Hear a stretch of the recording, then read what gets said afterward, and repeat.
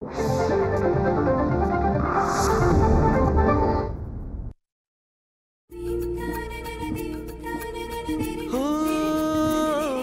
शब्द स्वरांचे बनती गाणे साजनवानंद तराणे रसिकांची ही जुळते नाते घडते जेव्हा सुरेल गाणे कसे हे घडते मनात येते भेटू बोलू ऐकू तयांच्या गोष्टी गाण्यांच्या गोष्टी गाण्यांच्या.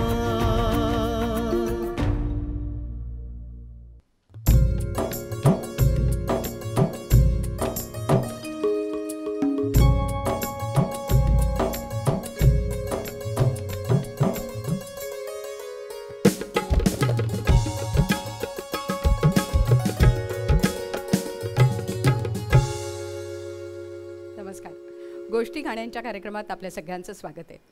गाण्यांच्या गोष्टी उलगडत असताना वेगवेगळ्या प्रकारचं संगीत जेव्हा आपल्या समोर येतं तेव्हा त्या प्रत्येक संगीताची किंबहुना संगीतातल्या वैविध्याची एक कल्पना आपल्याला येते. अतिशय वेगवेगळ्या वैशिष्ट्यपूर्ण अशा शैलीतलं संगीत हे आपलं स्वतःचं होऊन जातं आणि मग आपल्या महाराष्ट्राच्या मातीत रुजलेलं आपल्या लोककलांमधनं आलेलं जे संगीत आहे ना ते संगीत इतरांपर्यंत पोहोचावं किंबहुना महाराष्ट्राबरोबरच भारताच्या बाहेरही हे संगीत सर्वदूर पोहोचावं यासाठी प्रयत्न करणारे दोन खंदे शिलेदार आज आपल्यासोबत आहेत.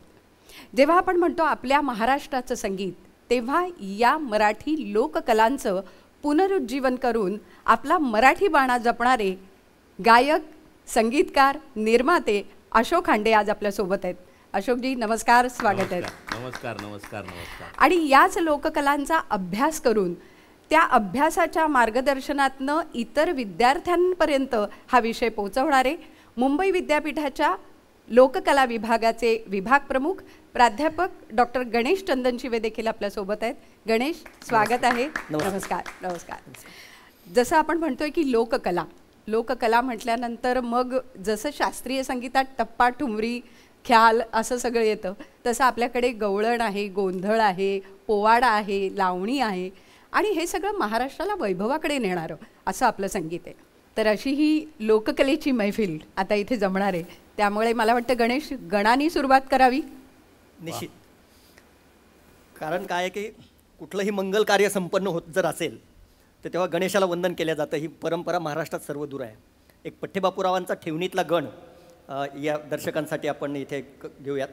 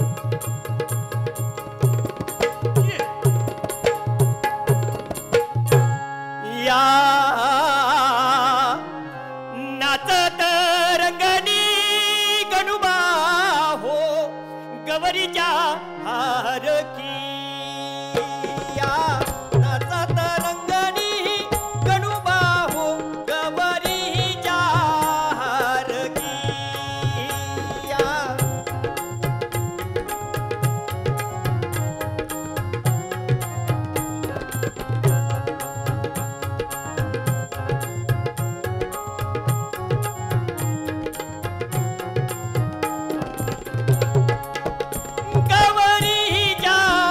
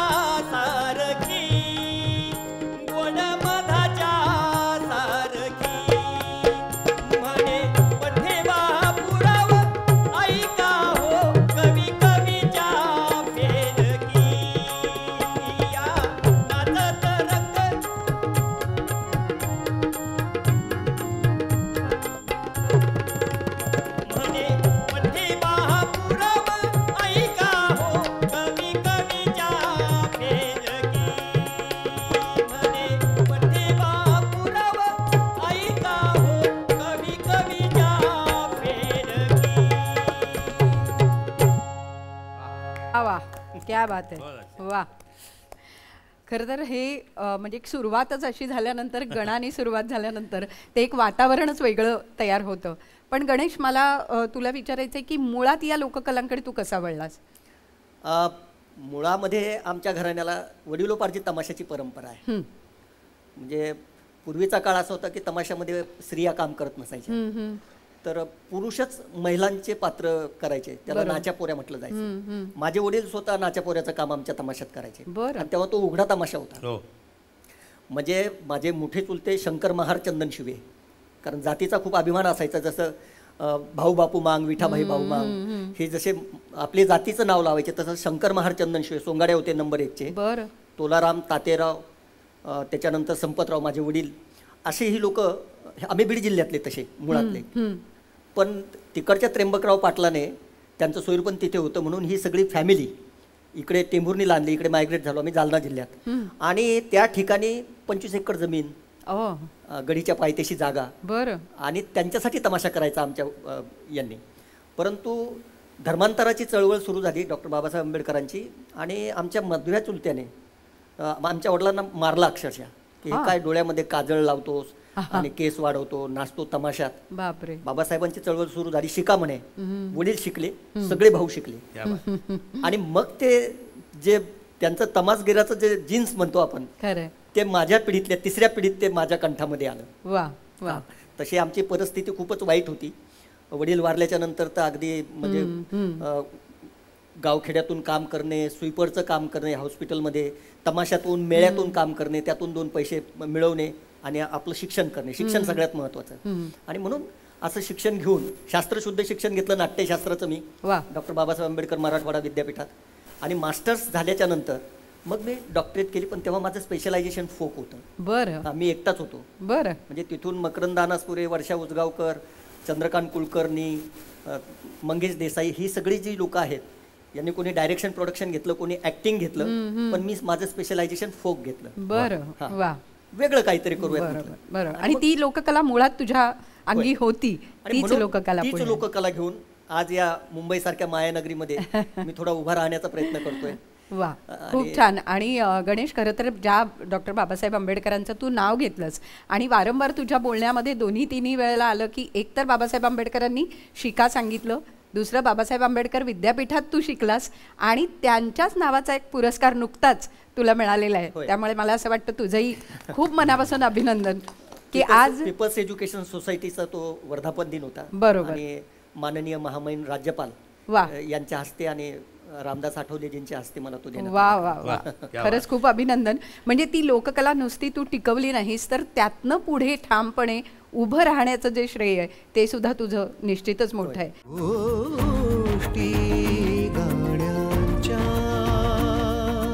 अशोकजी, मला वाटतं तुमच्याही बाबतीत असंच आहे की घरातनं गाणं किंवा घरातनं लोककला ही आली, तर हे गाण्याचे किंवा लोककलेचे संस्कार तुमच्या बाबतीत नेमके कसे घडले? जसं यांनी तमाशाबद्दल सांगितलं तशी आमच्या घरामध्ये ललिताची परंपरा होती. म्हणजे माझे आजोबा नथुबुवा पाटील, त्यांचे वडील भिकूबुवा पाटील, त्याच्यानंतर माझे चुलते पंढरीनाथ दादा, हे ललितामध्ये सूत्रधाराचं काम करायचे. अच्छा. म्हणजे आता मराठी बाणामध्ये मी जो सूत्रधार आहे तो त्या ललितातला सूत्रधार आहे. त्यामुळे लहानपणापासून ललित बघायचं, आणि त्याच्या सगळ्या तालमी आमच्या घरात चालायच्या. बरं. नवरात्रोत्सवात महालक्ष्मीच्या यात्रेला ते ललित सादर व्हायचं दरवर्षी, आणि त्याच्यात दरवर्षी त्या बुरगुंडामध्ये मग त्या वर्षभरामध्ये काय काय गोष्टी घडल्या आणि कोणाकोणाची कशी खिल्ली उडवायची ते सगळं बाळू आईलाजी हांडे छान करायचा. आणि रात्रभर ते चालायचं. मग काही बायका पेंगलेल्या असायच्या, मुलं झोपलेली असायची, आणि ती बुरगुंडाची वैदिन आली की सगळे ताजेतवाने होऊन उभे राहायचे. आमच्या म्हणजे आईचं जात्यावरचं गाणं ते तिच्या पोटात असल्यापासूनच मी ऐकतोय. त्या जात्याच्या गाण्यावरती आपोआपच लय माझ्या कुठे भिंडली असेल, सईबाई देवाला चला, पहिल्याला बांधा गाठ्या, गाडीला बांधा ताट्या, देवाला चला सईबाई देवाला चला. तिच्या त्या काय होतं त्यावेळेला त्यांचं जे काय आत्मकथन आहे, लोककलेचा हा सर्वात महत्त्वाचा मुद्दा आहे. लोककला ही मी माझ्या अनुभवातून तो दुसऱ्यांना जे मजसी ठावे ते इतरांशी सांगावे, शहाणे करून सोडावे सकळ. सकळ जन. त्यामुळे ते लुगड घेतलं घडी रुतली माह्या पोटा, सांगली साताऱ्याचा रंग खोटा आणि मुंबईचा दर मोठा. म्हणजे त्याच्यातून ते अशोक बाळार म्हणजे त्याच्यातून मग मला संदेश द्यायची काही. बाहेर आमचा काका मोठा मोठा हाकायचे. मोठा हाकताना तिकडे तो कुईंग कुईंग कुईंग असा वाजवा, त्यात तो सहा पकडून बाळा हा, तो हा बरोबर त्यावेळेला ती मोठ बरोबर पडलेली असायची. ते जे काय मीटर आहे ज्याला म्हणतो आपण गाण्याचं. त्याच्यानंतर आमच्याकडे नारायणगावला तमाशा पंढरी होती. मी थोडासा मोठा झाल्यावरती आम्ही आजोळी आमच्या आजोळी तमाशे होत. बरं. म्हणजे हंसा मंजुळा कोल्हापूरकर, हंसाबाई काळे, त्याच्यानंतर चंद्रकांत ढवळपुरीकर, स दत्ता महाडिक, गुलाब बोरगावकर ही जोडगोळी, त्याच्यानंतर मग दादू इंदुरीकर, हे सगळे तमाशे मी तिथे पाहिले. त्याच्या पलीकडे जाऊन विठाबाईंचा तमाशा तिथे झाला नव्हता, पण आम्ही रात्री त्या शेतावर राखण करायला जायचो. बरं. आमचा मामा इरसर सगळा आम्हाला राखण करायला न्यायचा. आणि मग सगळी निजानीज झाली की धावत सुटायचं डायरेक्ट नारायणगावला. बरं. तमाशा बघायचा, परत येऊन झोपायचं. कोणाला काही न कळता. काही न कळता.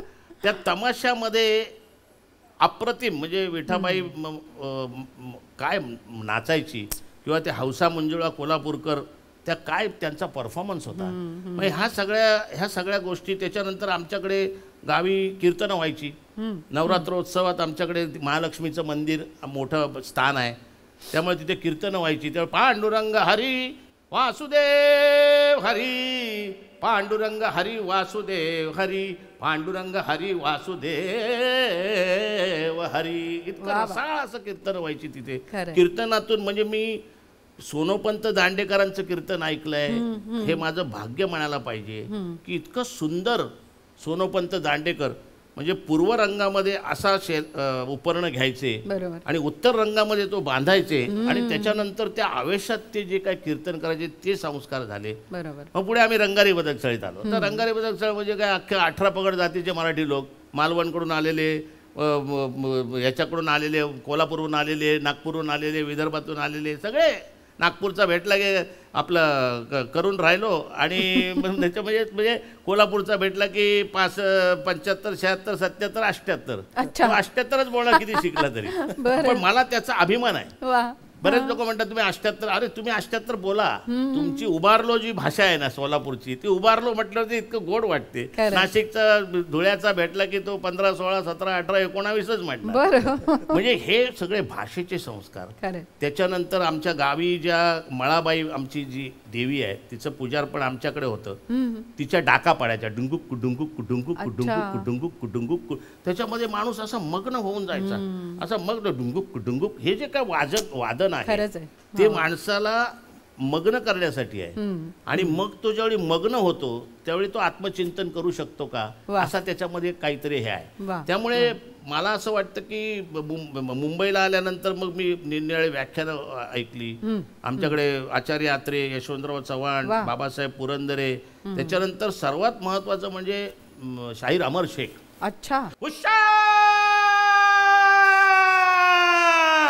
बापरे. डिंकी टिरे डिंकी टिरे डिंकी टिरे डिंकी टिरे, सुटलाय वादली वारा, नाव वल्लव जो मान जरा, चल गाठू किनारा गाठू किनारा. त्यावेळी काय कळायचं नाही, त्याच्यातला अर्थ असा होता, आपल्या लोककलेतून काही लोकांना आपण बदलू शकतो, समाज बदलू शकतो.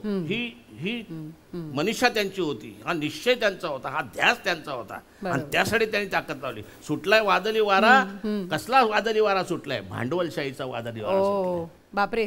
त्यामुळे त्याच्यावर नावं वल्लव जोमानं जरा, आणि दुर्दम्य अशी इच्छाशक्ती की गाठू किनारा. हे असे संस्कार बरेच. अमर शेख, त्याच्यानंतर आमच्याकडे मालकराम गोळाळीकर पार्टी यायची. काय सुंदर, म्हणजे तुम्हाला जे काय जे काय मराठी मनात दिसतंय ना ते ते सगळ्यांचा सगळं परिपाक तिथे आहे. बरोबर. आमच्याकडे बालू डान्स करणारे त्यांच्या कॉम्पिटिशन व्हायचे, समजले पण की नाही? म्हणजे उमरस ते रंगारी बदक चाळ हो. हा सगळा प्रवास करताना ह्या सगळ्या लोककलांचाच विचार आणि विषय तुमच्यापर्यंत येत होता. पण तुमचं भजनी मंडळ सुद्धा होतं. बाजूला भजनी मंडळ आमच्या बाजूलाच, म्हणजे हा. आता खोली पण म्हणजे तुम्ही सुद्धा स्वतः एक आमची भजनी आम्ही मंडळ 10 बाय 10ची खोली आहे. बरोबर. आमचा नेहमी म्हणायचो मी 10 बाय 10चा फ्लॅट, त्याच्यामध्ये 4 बाय 8ची खाट, त्याच्यामध्ये असं ते सगळं असं सगळं माझा तो पूर्वी डायलॉग असायचा. बरोबर. मग तिथे भजनी मंडळ होतं तिथे बाजूच्याच खोलीत. मग त्यामुळे तिथे ते दर सोमवारी आणि गुरुवारी भजन, कोंडू कोंडू धरिला जीव, कोंडू कोंडू धरिला जीव, ते सखारामबाबा पानसरे असं गायचे की असं वाटायचं आता की काय त्याच्यामध्ये. बरोबर. मग त्यांची तिथे भारुडं व्हायची, सोंगी भारुडं जी आहेत ना, त्या भारुडामध्ये रडताना राहीना ग रडताना राहीना, रडताना राहीना, रडताना राहीन. मग तो मधला माणूस म्हणायचा की काय तू त्याला हे केलं का, ते केलं का, ते केलं का, तरी पण ती रडताना राहीना ग. आणि मग शेवटी त्याला गुरुचा एका जनार्दनी तो अंगारा लावल्यानंतर तो शांत झाला. म्हणजे अशा प्रकारे समाजाला वळण देण्याचं, समाजाला सुजाण बनवण्याचं काम. मग मी त्या भारुडामध्ये पहिल्यांदा कृष्णाची भूमिका करायला लागलो. खरं तर समाज प्रबोधनाचाच हा एक भाग होता. कृष्णाच्या भूमिका करताना ते असं ते बटन असायचं मागे आणि मग ते चक्र फिरायचं, त्याची गंमत असायची. मग ते म्युझिक वाजायचं, फास्ट करायचे, मी मग त्याच्यामध्ये मी पेंद्याची भूमिका करायला लागलो. बरं. मी कॉमेडी. अशा प्रकारे मला असं वाटतं की सक्रिय नुसतं नाही तर भजनामध्ये तो जोहार माय बाप जोहार, जोहार माय बाप जोहार, जोहार तो टाळ कसा वाजला पाहिजे. जोहार माय बाप जोहार, जोहार माय बाप, खूप भुक्यालो कष्टी झालो, देवा तुमच्या उष्ट्यासाठी आलो, आणि जोहार माय बाप जोहार. त्याची जी लय. मी वारीला गेलो पंढरपूरच्या, मी नापास झालो फर्स्ट इयर सायन्सला, चांगलं झालं आयुष्यात माझ्या ते. पण ते घरी मग माझ्या फार मला बोलायला लागले सगळे. मी ते भांडून मग मी घरातून बाहेर पडलो. आता घरातून 20 रुपये माझ्या खिशात. पुण्याला गेलो, ते काय 20 रुपये संपले, काय करायचं आता, परत घरी जायचं म्हणजे स्वाभिमान आडवा. तेवढ्यात तिथे पंढरीची वारी निघाली. मग ती पंढरीची वारी बरोबर मी पण वाहत गेलो. आणि त्या पंढरपूरच्या वारीमध्ये खऱ्या अर्थानं मला असं वाटतं की भक्तिरस काय आहे तो कळला. भक्तिरसाची ताकद काय आहे, खरं आपल्या संतांच्या कवनांची ताकद काय आहे. मी सांगतो, आपल्या जगातला सर्वात मोठा रंगमंच जर कुठला असेल तर तो वाखरीला आहे. पंढरपूरच्या यात्रेच्या आदल्या दिवशी वाखरीला सगळं असं म्हणजे पूजा फुल माळराण आहे. तिकडे कोण हे लोक टाळ मृदुंग वाजवत आहेत, ते लोक टाळ मृदुंग वाजवत आहेत, ते लोक. मी तिथे बघितलं, आमगाव धारगाव तळेगाव पारगाव, आमगाव धारगाव तळेगाव पारगाव, छटानन छटानन छू, चिकांक चिकांक छू, टकडा बिगडा बिगडा बिगडा. अरे काय तो म्हातारा, तो म्हातारा त्याच्या अंगात बळ आलंय. तर मला असं वाटतं तुम्ही हे असंच सांगत राहावं आणि आम्ही फक्त ऐकत राहावं, कारण एक एक चित्रण तुम्ही डोळ्यासमोर उभं करताय.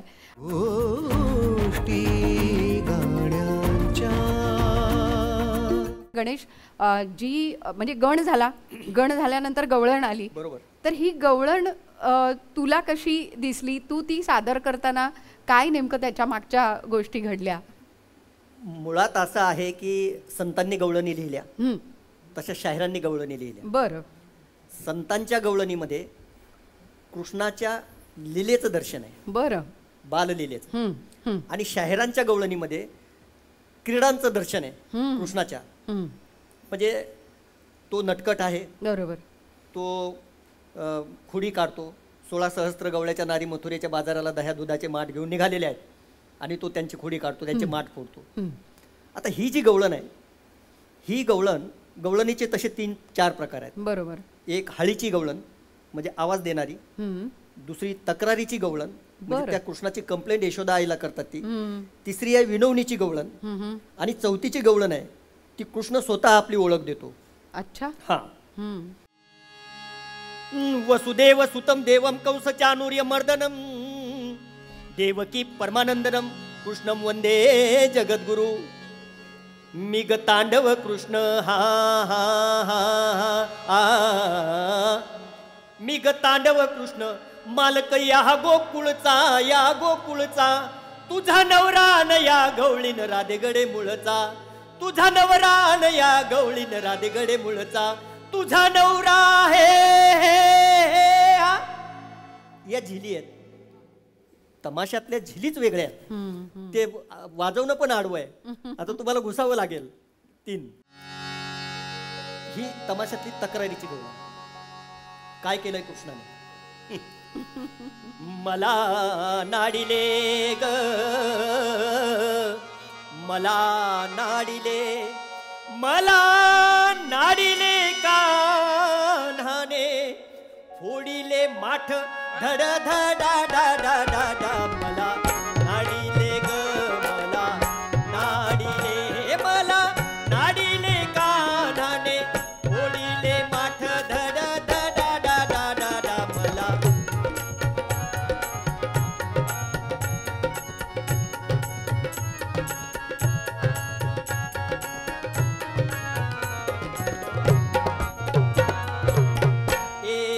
जातानीत उभा मथुरेवरी चित्त ठेवुनी तो गिरधारी येता जातानीत उभा मथुरे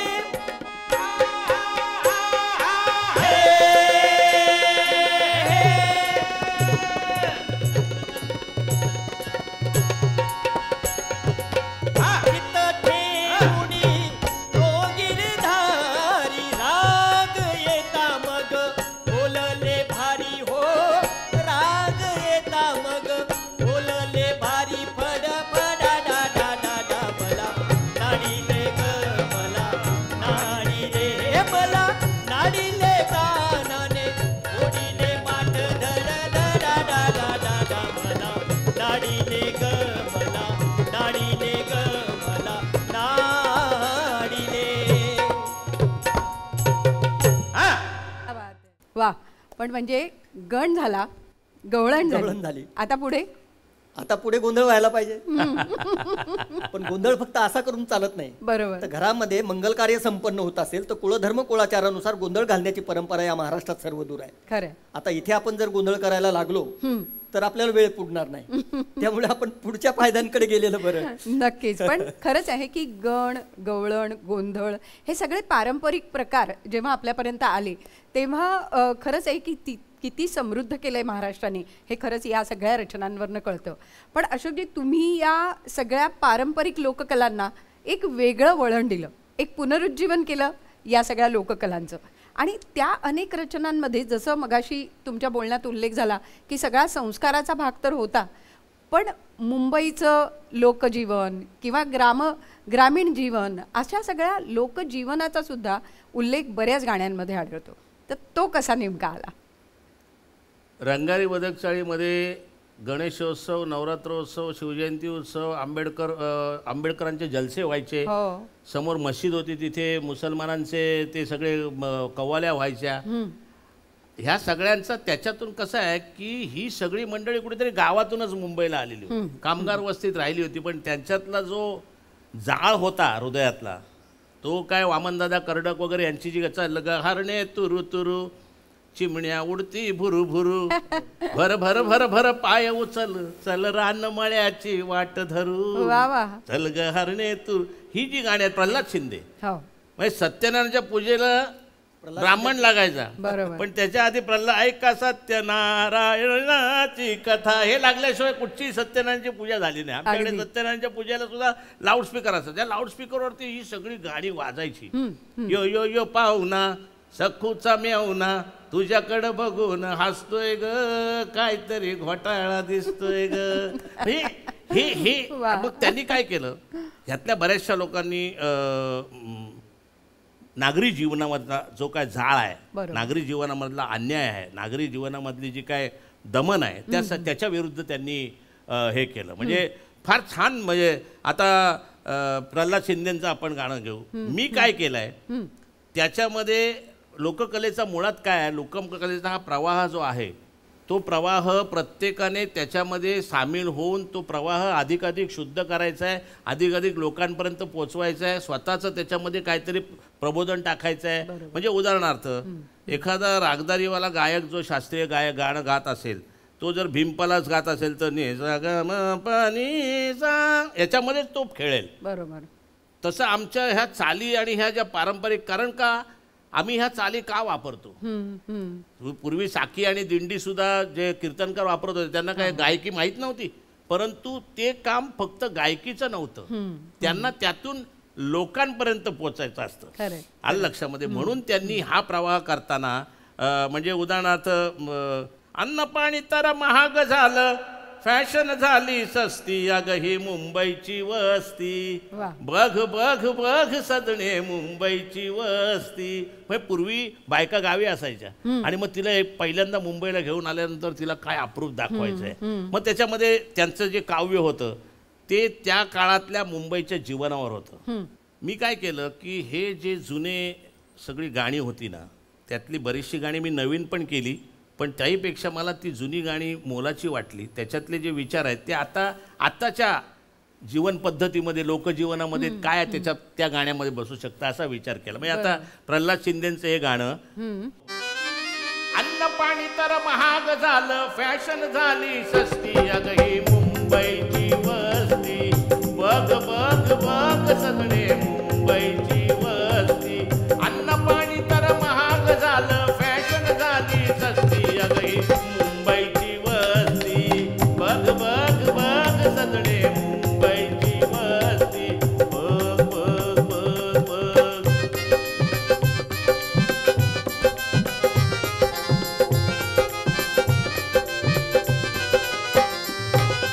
आता त्यांचं ओरिजिनल पहिलं एक कडवं घेतो. जनता इथली जितकी शहाणी तितकीच आहे बोळी, वाळकेश्वरला बघे दिवाळी, अन्नदादरला पोळी, कितीक जोडपी खेटून बसती,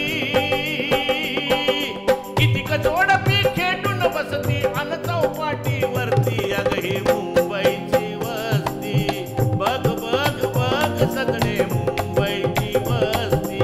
आता हे मुंबईचं वर्णन करताना त्यांच्या काळात जी मुंबई होती ती आणि आताच्या मुंबईमध्ये काय फरक झाला त्याचं एक मी कडवं रचलं.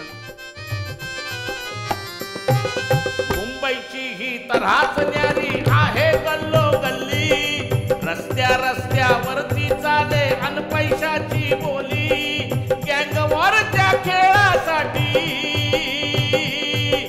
गँगवॉरच्या खेळासाठी किती कमुडदे पडती, अगं ही मुंबईची वस्ती, बघ बघ बघ सगळे मुंबईची वस्ती. अन्न पाणी तर महाग झालं, फॅशन झाली सस्ती, अगं ही मुंबईची वस्ती, बघ बघ बघ सगळे मुंबईची वस्ती. त्यात गंमत होती. आता त्या लोककलेमध्ये गंमत आहे. म्हणजे ह्या लोककलेचा वापर करून शिवाजी महाराजांनी अनेक मावळे जमवले, जागृत केलं सगळं, त्याला अधिष्ठान दिलं. त्यावेळेचं सर्वात मला आवडणारं गाणं म्हणजे मिसळ झाली मुंबई. बरं. आता मिसळ झाली मुंबई त्यांचं ओरिजिनल गाणं होतं.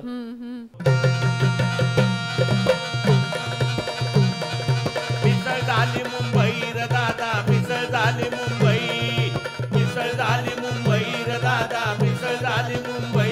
मी काय खोटं बोलतो नाही बा, मी काय पदार्थ सांगतो नाही बा, मी काय वाढवून बोलतो नाही बा, नाही बा नाही बा. मिसळ झाली मुंबई र दादा, मिसळ झाली मुंबई, मिसळ झाली मुंबई र दादा, मिसळ झाली मुंबई. आता पूर्वीचं जे कडवं होतं एक ते दाखवतो, त्याच्यानंतर पुढच्या कडव्यामध्ये बदल कुठचा. तांदळात मिसळ, गव्हात मिसळ, तेलात मिसळ, तुपात मिसळ, मिसळ मिसळ मिसळ. लबाड व्यापाऱ्यांनी केली, लबाड व्यापाऱ्यांनी केली मिसळपुरी मुंबई र दादा, मिसळ झाली मुंबई र दादा, मिसळ झाली मुंबई, मिसळ झाली मुंबई र दादा, मिसळ झाली मुंबई. मी काय खोटं बोलतो नाही बा, मी काय पदार्थ सांगतो नाही बा, मी काय वाढवून बोलतो नाही बा, नाही बा.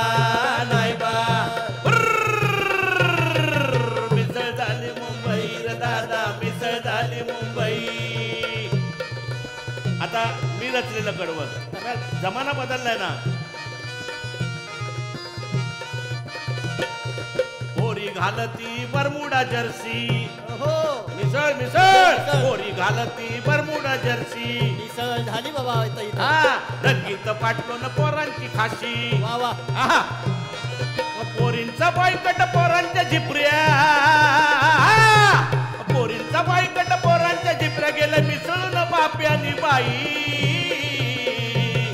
हे मिसळ झाली मुंबई र दादा मिसळ झाली मुंबई. मिसळ झाली मुंबई र दादा मिसळ झाली मुंबई. मी काय खोट बोलतो नाही बा. मी काय पदार्थ सांगतो नाही बा. मी काय वाढवून बोलतो नाही बा. नाही बा नाही बा नाही बा.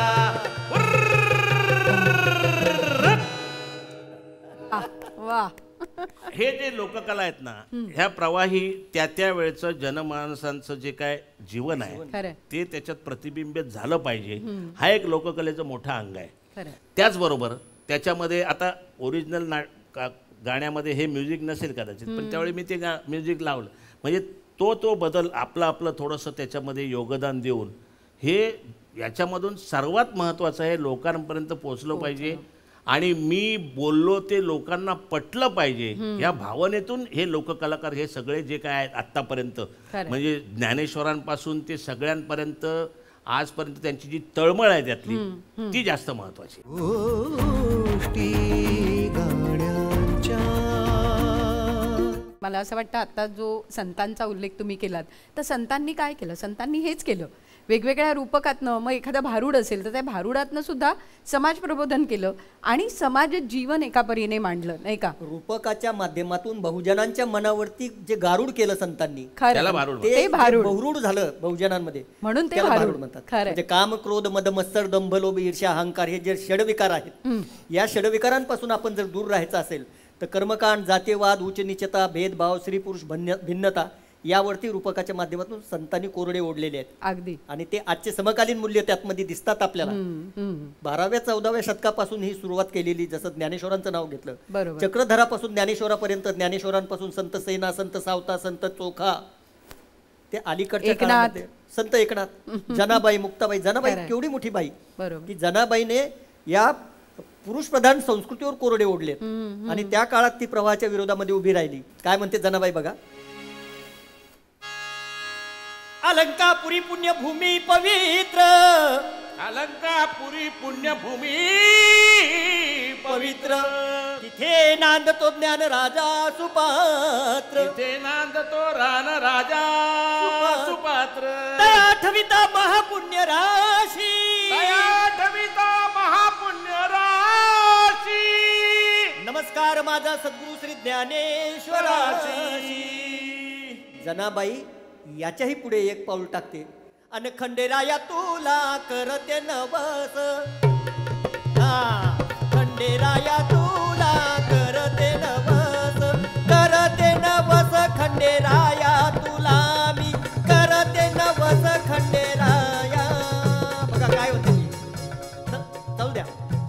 अहो नवस केल्यावर मिळाला आसरा अन मरुदे सासरा खंडेराया माझा तू. सासरा मेल्यावर येईल गासू अन मरुदे रे सासू खंडेराया माझी तू. सासू मेल्यावर होईल आनंद अन मरुदे ननंद खंडेराया माझी तू. ननंद मेल्यावर सुटल ग धीर अन मरुदे रे धीर खंडेराया माझा तू. जणी म्हणे खंड्या अवघेच मरुदे आणि एकटीच उरुदे खंडेराया मला. खंडेराया तुला करते नवस. खंडेराया तुला करते नवस. संतांची ताकद बघा. खरं. मगाशी गणोबा म्हटलंय यांनी गाणं आता खंड्या म्हणतोय. खंड्या म्हणते आणि संतांना जे काय होतं ना म्हणजे आता भारुडच चाललेत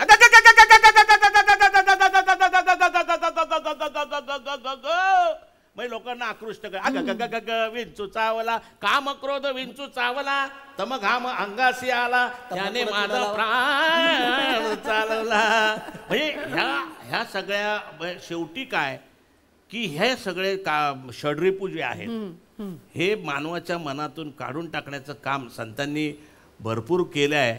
पण मला असं वाटत नाही की त्याचा इफेक्ट आतापर्यंत टिकलाय. पुन्हा एकदा त्या परत सगळ्याचं पुनरुज्जीवन होणं खरंय, आणि ते लोककलाकारांच्याच हातामध्ये आहे. बरोबर. कलाकारांची जर श्रद्धा असेल आणि लोककलाकारांचा ठाम विश्वास असेल बरोबर. की या सगळ्यातून मी समाज बदलू शकतो, तर आमचं खरं ते कर्तव्य आहे. वा, पण मला वाटतं गणेश, जेव्हा ह्या सगळ्या पारंपरिक लोककला आज तू पुढच्या पिढीला जेव्हा शिकवतोयस, लोककला अकादमीच्या माध्यमातून जेव्हा दुसरी पिढी, आजची पिढी याच्याशी जोडली जाते, तेव्हा काय नेमकं तुला वाटतंय या नव्या पिढीकडनं काय आणखीन अपेक्षा? आता दादा जसं बोलले तसं लोककला, लोकसंगीत हे खरं म्हटलं तर लोकांच्या जगण्याचं एक साधन आहे. ह्या नसतील तर माणसाच्या जीवनाला काही अर्थ नाही आहे. खरं. म्हणून अस्तंगत होत जाणाऱ्या लोककलांचा प्रचार आणि प्रसार व्हावा, अस्तंगत होत जाणाऱ्या लोककलांचं जतन आणि संवर्धन व्हावं. बरोबर. ते एका पिढीकडून पुढच्या पिढीकडे मौखिक पद्धतीने आधी संक्रमित होत होतं. बरोबर. पण आता आमचा असा प्रयास असतो की हे प्रत्यक्षात विद्यार्थ्यांना प्रशिक्षणाच्या माध्यमातून, शास्त्रशुद्ध प्रशिक्षण, कारण याचे लोककलांचे बोल नाहीयेत, हो, वादनाचे बोल नाहीयेत. बरोबर. म्हणजे तुम्ही संबळ वाद्य जर घेतलं तर संबळ वाद्यावरती आता आम्ही त्यांना सांगतो तुम्ही संबळ वाजवा, मग यांनी यांच्या मनाने तो ठेका त्याला धरलेला आहे. मग ते कुठलं ताल त्यांनी त्याच्यामध्ये ते धुमाळी वाजवतायत का खडताल वाजवतात का काय वाजवतात, परंतु त्याची एक जात बोली आहे. जऱ्या जांगड चिर काकड झणांगड झणांगड झणांगड, बरं, संबळ वाजतो तो या बोलांवरती. दुडकी चाल लावरे, गुपकी चाल लावरे, हे जे आहे याच्या शब्द बनवले, याचा अभ्यासक्रम बनवला. आणि म्हणून चांद्यापासून बांद्यापर्यंत नव्हे तर भारतभरातून आता आमच्या मुंबई विद्यापीठाच्या लोककला अकादमीमध्ये विद्यार्थी शिकायला येत आहेत. खरंच. म्हणजे 25 विद्यार्थी फर्स्ट इयरला येतात, 25 सेकंड इयरला येतात. तालवाद्य वादन, लोकगीत गायन, लोक अभिनय, लोकनृत्य, हे सगळं आम्ही महाराष्ट्राचं संचित आहे. हे विद्यार्थ्यांना आणि थिअरी हे शिकवतो. आणि आता ऍडमिशन प्रोसेस सुरू आहे. बरोबर. तर 150 ते 200 मुलं रजिस्ट्रेशन करतात. अच्छा. आणि त्यातून 25 मुलं घ्यायचे वा. आणि ते बी बिंदू नामावलीनुसार. अच्छा. म्हणजे महिलांना 30% आरक्षण त्याच्यामध्ये, एससीचा 13% कोटा, त्याच्यामध्ये 3च मुलं घेता येतं तुम्हाला. ओबीसीच्या मुलांना घ्यावं लागतं, ओपनचा कोटा आहे. आणि हे सगळं पॅरामीटर पाहून ती फ्रेम आम्ही बनवलेली आहे. म्हणजे तेव्हा तत्कालीन कुलगुरू भालचंद्र मुनगेकरांच्या डोक्यामध्ये ती संकल्पना आली आणि त्यांनी हा विभाग म्हणजे गावगाड्याची हलगी दादा त्या 150 वर्षाहून जास्त असलेल्या परंपरा विद्यापीठाच्या वातानुकूलित त्या कन्व्होकेशन हॉलमध्ये वाजली पाहिजे असं मुनगेकर सरांना वाटलं. किती छान. आणि मग तो विभाग तिथे सुरू झाला. डॉक्टर प्रकाश खांडगे तिथे हेड ऑफ द डिपार्टमेंट म्हणून त्यांनी धुरा सांभाळली. मग मी आलो आणि चाललंय. आमच्या डिपार्टमेंटला खूप मोठी मोठी लोक आहेत. वा, मला वाटतं ही परंपरा अशीच चालू राहिली पाहिजे. कलाकारांच्या बाबतीमध्ये आता हे खूप चांगलं पाऊल आहे, पुरोगामी पाऊल आहे. पण जर तुम्ही इतिहास बघितला तर पूर्वी काय होतं की ह्या ज्या लोककला आहेत म्हणजे डफडं वाजवायचं काम मांग जातीकडे होतं. बरोबर. सनई वाजवायचं काम महार जातीकडे होतं. म्हणजे असं ते 18 पगड तमाशात जाती. नाचणाऱ्या मुली कोलाटण्यांच्या होतं. म्हणजे त्याच्या पलीकडे जाऊन ज्या वेळेला तरी सुद्धा तो समाजाचा 12 बलुतेदारांचा गावगाडा चांगला चालत होता. बरोबर. कारण त्या लोककलाकारांना सामान्य जनांकडून प्रोत्साहन मिळत होतं. त्यांनी म्हणजे आमची आई पिंगळा आला की त्याला सुपावर दाणे घालायची आणि त्याच्या पाया पडायची. आमचे आजोबा हे बलुतेदार आले सगळे की त्यांना दरवर्षी पेंढ्या द्यायला लागायच्या. म्हणजे त्यांचं बलुते म्हणून त्यांना पेंढ्या द्यायच्या. त्या पेंढ्या दिल्या की त्यांच्या पाया पडायचे. मी म्हटलं की तुम्ही यांच्या पाया का पडता? ते म्हटले हे आपले देव आहेत.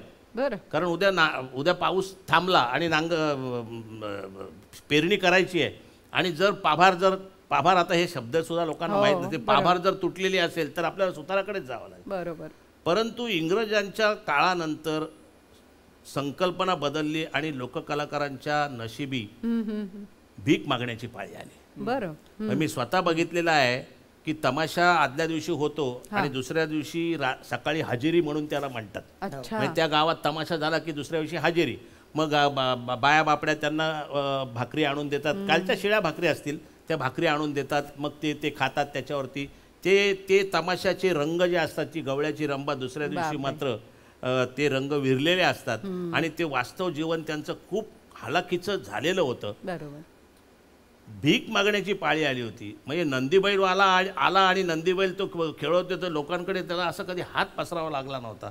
पण अलीकडच्या काळामध्ये मला असं वाटतं की आम्हा लोककलाकारांच्या बद्दल जाणीव असलेल्या, परत मी सांगतो की लोककलाकारांचं हे कर्तव्य आहे की ह्या ह्या ज्या लोककला आहेत त्या पुन्हा एकदा त्यांना मॅनिया तयार झाला पाहिजे. खरंय. मराठी पण बाणा मला असं हाऊसफुल जातो त्याचं कारणच ते. एक्झॅक्टली मी त्याच विषयावर येणार होते की मला असं वाटतं की मराठी बाणामुळे ही महाराष्ट्राची संस्कृती थेट लोकांपर्यंत पोहोचली आणि त्यामुळे मराठी बाणातनं हे सगळे लोककला प्रकार तुम्ही छान पद्धतीने नुसतं भारतात नाही अगदी परदेशापर्यंत तुम्ही परदेशात त्याची- म्हणजे अमेरिकेत आम्ही ज्या वेळेला त्या शिकागोच्या थिएटरमध्ये शो केला त्यावेळी अमेरिकन लोक मध्ये आयल मध्ये बसले होते म्हणजे सीटच्या मध्ये. अच्छा त्यांना ते अप्रूप होतं. बरोबर. पण मला असं वाटतं की मराठी बाणामध्ये मी एकटा असण्यापेक्षा हा सगळा माहोल बरोबर. आणि महाराष्ट्रातला रसिक प्रेक्षक सुद्धा त्यांना धरलं पाहिजे कारण खरंय. हे ते त्यांच्या रक्तात आहे त्यांच्या जीन्समध्ये आहे सगळं. कोण काय मुंबईत ते त्यांना- आलेला नाही ते तो त्यांना कुठेतरी पडद्यावर बघायला गावातून मिळालं. आलेला आहे. त्यांना जे बरोबर. पडद्यावर बघायला मिळतं नाहीतर जर 300 रुपये तिकीट लावलं सुरुवातीला लोक म्हणजे वेड्यात काढायचे. आमचे कलाकार सुद्धा वेड्यात काढायचे. पण 300 रुपये तिकीट कोण घेणार. नाटकाचं तिकीट जास्तीत जास्त 60 रुपये डायरेक्ट 300 रुपये. पण प्रेक्षकांनी हाऊसफुल केले. खरंय. मग त्याचं 500 रुपये तिकीट झालं. प्रेक्षकांनी हाऊसफुल केले आणि काही लोक तर म्हणतात की तुम्ही 500 पेक्षा जास्त घ्या. मग काही लोक असे आणून देतात आम्हाला. आमचा एक फंड तयार केला आम्ही कलाकारांसाठी. ते आणून देतात आम्हाला 2000 रुपये तुम्हाला द्यायचे आहेत 50,000 द्यायचे आहेत असे आणून देतात. मराठी बाणामुळे माझं मत आहे की ते वातावरण बदललंय असं वाटतंय पण ते नुसतं प्रेक्षकांपर्यंत बदलून चालणार नाही. त्यासाठी जसं युनिव्हर्सिटीमध्ये तुम्ही आता 25 विद्यार्थी आहेत तुमचे 250 विद्यार्थी ज्यावेळी होतील ज्यावेळी 2500 विद्यार्थी होतील हे विद्यार्थीच नुसते नाही तर त्याची आवड असणारे असले पाहिजेत. असे आता तुम्ही जे विद्यार्थी म्हणताय ते विद्यार्थी तुमच्याकडे 25 आहेत पण आज महाराष्ट्रामध्ये या लोककलेचं प्रशिक्षण त्या माणसांकडून वडिलोपार्जित म्हणा त्या पिढीकडून दुसऱ्या पिढीकडे जातच आहे. लोककलाकार काय थांबलेले नाहीत. लोककलाकार घडतच चाललेले आहेत. कोणी लावणीवाल्यांना शोधायला लागतं. आता लावणीवाल्यांचे डेट्स मिळत नाहीत. मग ढोलकी वाजवणाऱ्याचे डेट्स मिळत नाहीत. ढोलकी वाजवणारे परफेक्ट वाजवणारे मिळत नाहीत.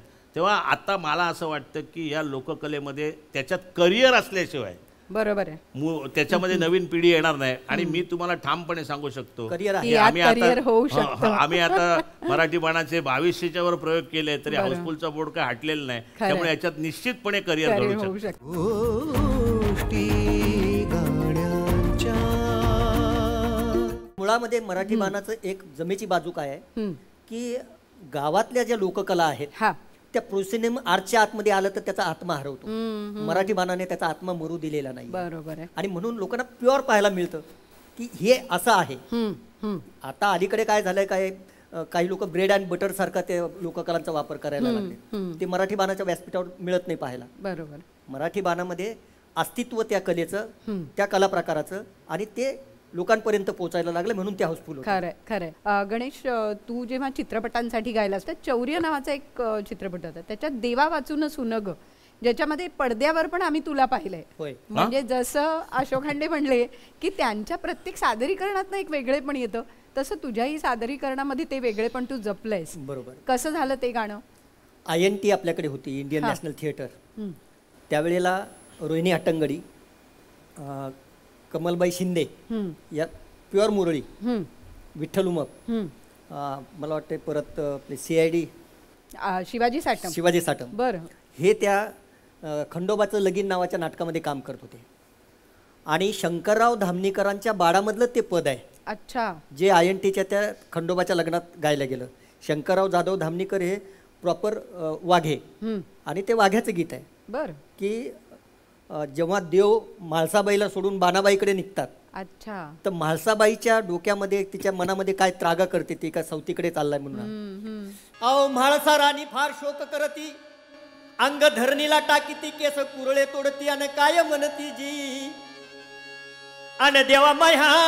आता सिनेमामध्ये त्याला जेव्हा आणलं ना तर हे जागरणातलं पद आहे. परंतु जर आपल्याला कुणाला जर देव मानायचा असेल तर माझ्यासारखा कलावंत हा आधी आपल्या आई वडिलांना देव मानतो म्हणून मी ती ॲडलिप तिथे घेतली. आणि देवा मह्या अरे मह्या अरे मह्या माय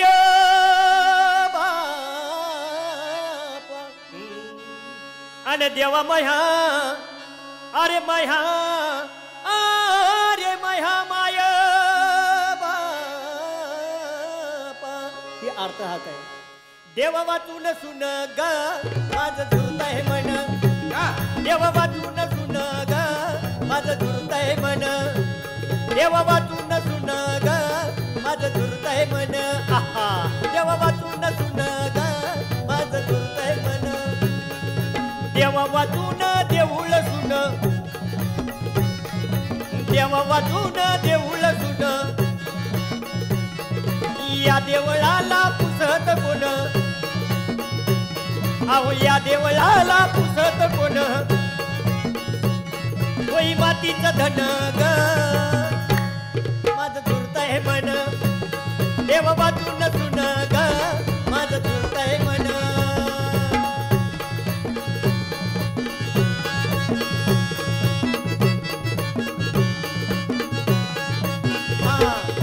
नथी वाचून नाकळे सुन,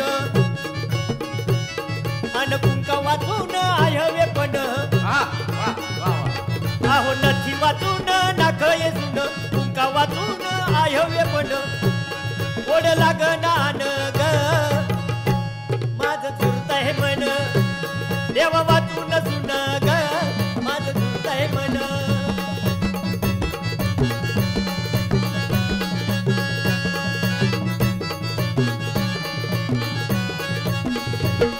अन कुडी आत्म्याचं झालं बोलन, अहो कुडी आत्म्याचं झालं बोलन, अन आत्मा कुडीला जातो सोडून, अहो आत्मा कुडीला जातो सोडून, होई मातीचं धन ग माझं झुरतंय मन, देव वाचून सुन ग माझं झुरतंय मन, अन देवा माया अरे माया अरे माया माया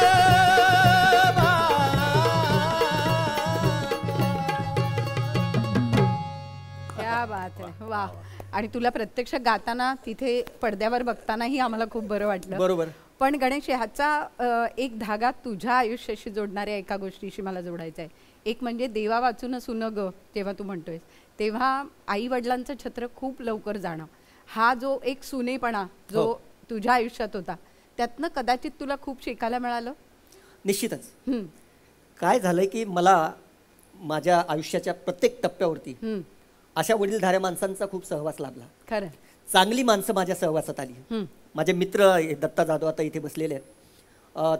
अशी लोक जी होती की मला एक वेळेला खाण्याची भ्रांत होती, पण मला माझ्या गुरुजनांनी, माझ्या शिक्षकांनी, मी एका स्वीपरचं काम करत होतो एका हॉस्पिटलमध्ये, ग्रामीण रुग्णालयात. बरं. हां, म्हणजे आणि वयाच्या कितव्या वर्षी? मी 10वी-12वीला असताना, 10वी ते 12वी ग्रॅज्युएशन पर्यंत मी तिथे काम केलं.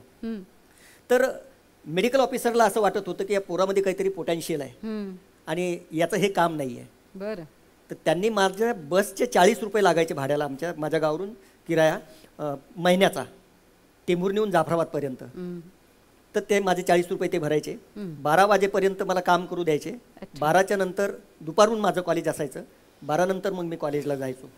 उन्हाळ्यामध्ये मुंबईत यायचो, कांदिवलीच्या झोपडपट्टीत माझ्या बहिणीकडे राहायचो. तिथे मी बिगारी काम करायचो, त्यातून काही पैसे मला मिळायचे, ते घेऊन मी माझं शिक्षण करायचो. औरंगाबादला आम्ही स्ट्रीट प्ले केले, पथनाट्य. लोककलावंत हा प्रबोधन उद्बोधनाचा एक मार्ग आहे लोककला म्हणजे. तर आम्ही एड्सवर पथनाट्य केली.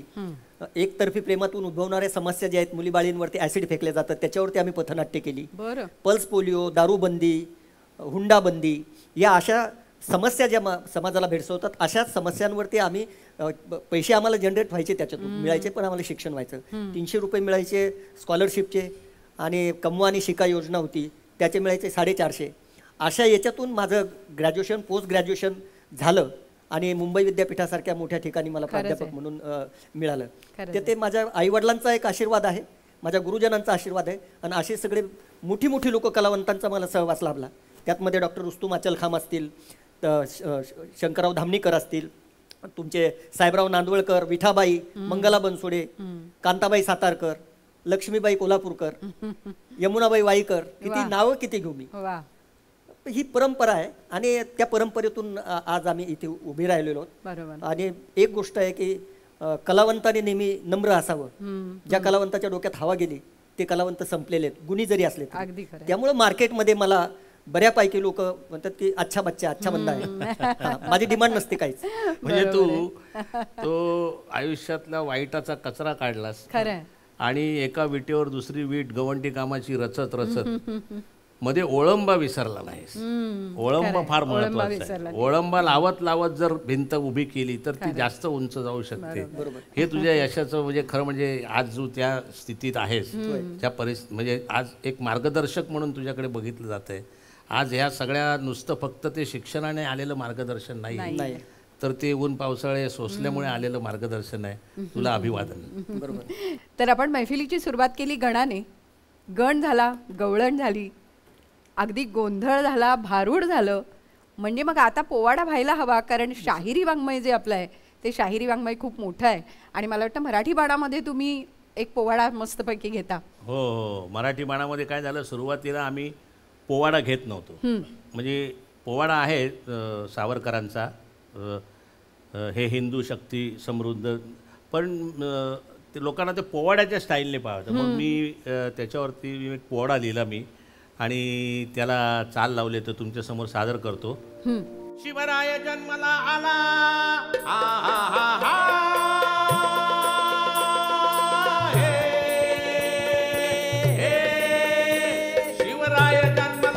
मराठी मुलखाला पारावर आनंदान उरला, पारावर आनंदान उरला, पारावर आनंदान उरला. सूर्य स्वातंत्र्याचा उगवला, जी जी जी,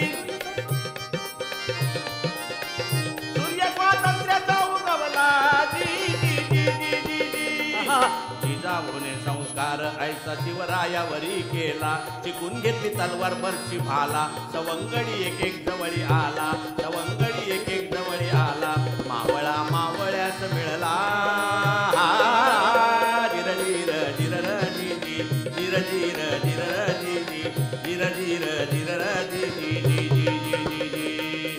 रयतेवरच्या अन्यायाची बालवयातच जाण, जुलमाच्या विरुद्ध उठवले रान, रायरेश्वराची घेऊन आण, रायरेश्वराची घेऊन आण, स्वराज्यासाठी देऊया प्राण. हर हर महादेव, स्वराज्यासाठी देऊया प्राण. हर हर महादेव. छाताडावर बसून शत्रूच्या एक एक किल्ला घेतला, आणून पाडले परके सत्तेला, फितुराचा बंदोबस्त केला, फितुराचा बंदोबस्त केला. रयतेला न्याय राजाला भला जी, रयतेला न्याय राजाला भला जी, रयतेला न्याय राजाला भला जी. क्या बात आहे, क्या बात आहे. म्हणजे मला आठवतं की अनेक संदर्भ जे आपण पाहत आलो लोककलेच्या संदर्भातले, तर पोवाड्याच्या संदर्भातला एक पोवाड्याच्या बाबतीतला एक संदर्भ असा की आदिनदासाचा पोवाडा जो सर्वप्रथम जिजाऊ साहेबांसमोर जेव्हा त्यांनी सादर केला, तेव्हा जिजाऊंनी त्यांना काय बक्षीस दिलं, तर तोडा आणि घोडा बक्षीस दिला. तोडा दिला मान्य हो, कारण हातातलं कडं काढून द्यायचं, गळ्यातला कंठा काढून द्यायचा, ही सवय होती त्या सगळ्या माणसांची. पण घोडा का दिला? सगळीकडे फिरण्यासाठी. करेक्ट. तर पोवाडा गात गात सगळा महाराष्ट्र पेटवा, पूर्ण पंचक्रोशी फिरा, महाराष्ट्रात फिरा, आणि मग तो शाहीर फिरता झाला म्हणून तो घोडा दिला. तर अशा अनेक कथा, असे अनेक संदर्भ खरं तर या लोककलेत आहेत.